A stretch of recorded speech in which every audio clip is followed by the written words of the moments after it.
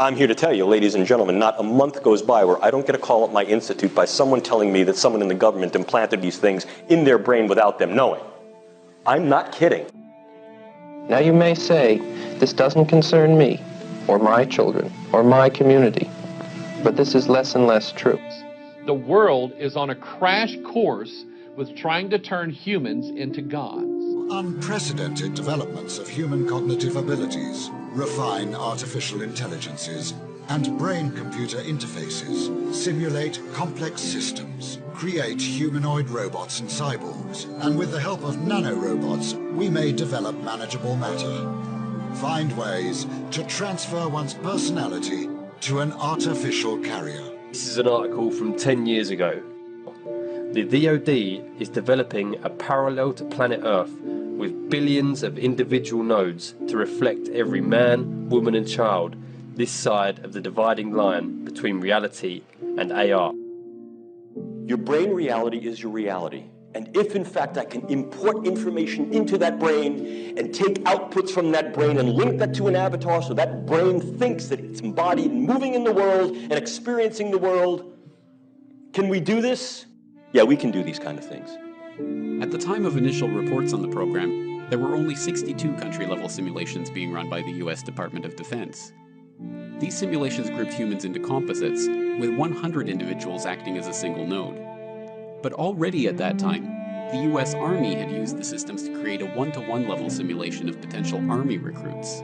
It's the stuff of a Hollywood movie, but a group of veterans has filed a lawsuit against the CIA and US Army claiming that the government planted remote-control devices in their brains. The claims relate to a government program at the US Army's Edgewood Arsenal in Maryland. The avatars and the nodes, when those are manipulated digitally in the simulation, it manifests physically in the human brain and the physical body. It is like pulling strings. It is like a puppet on a string. We are seeing an alarming rate of complaints of use of electromagnetic weapons for the use of cognitive control or behavior control. And although it may not be that the sky is falling yet, folks, it looks like rain. Bring an umbrella. That said, what's going to rain down? This. Android robots to replace people in manufacturing tasks. Android robot servants for every home. Thought-controlled avatars to provide telepresence in any place of the world. There is a very real risk that you are going to become a full-blown 24/7 targeted individual.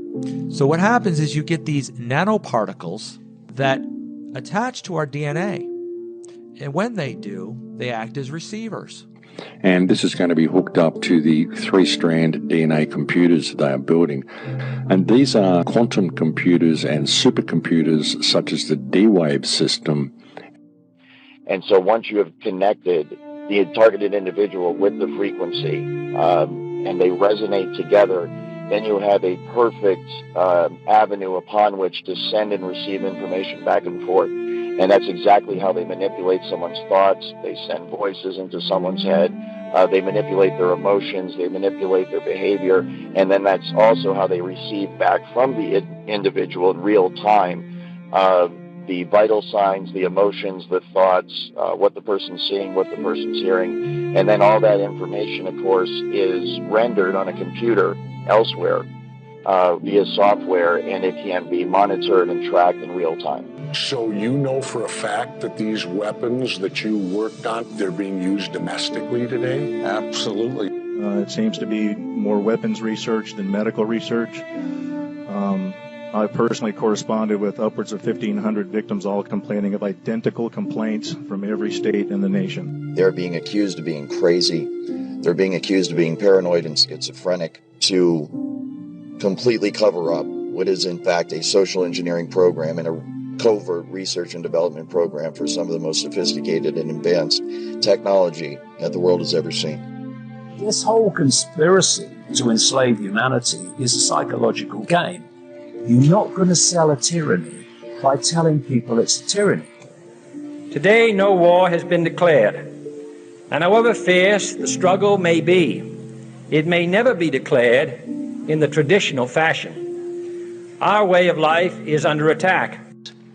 while I was in the service, I found out that there is an ongoing, non-consensual human experiment, and it's testing a human-machine interface weapon. And it can all be done remotely. It can be done simply by targeting you with a frequency, locking into the resonant frequency of your DNA and your mind, and in that manner completely track and trace and control you 24 hours a day. This disturbing message is for the several million Americans and for anyone else who cares deeply about the future of their country and the planet Earth. The U.S. is in grave danger.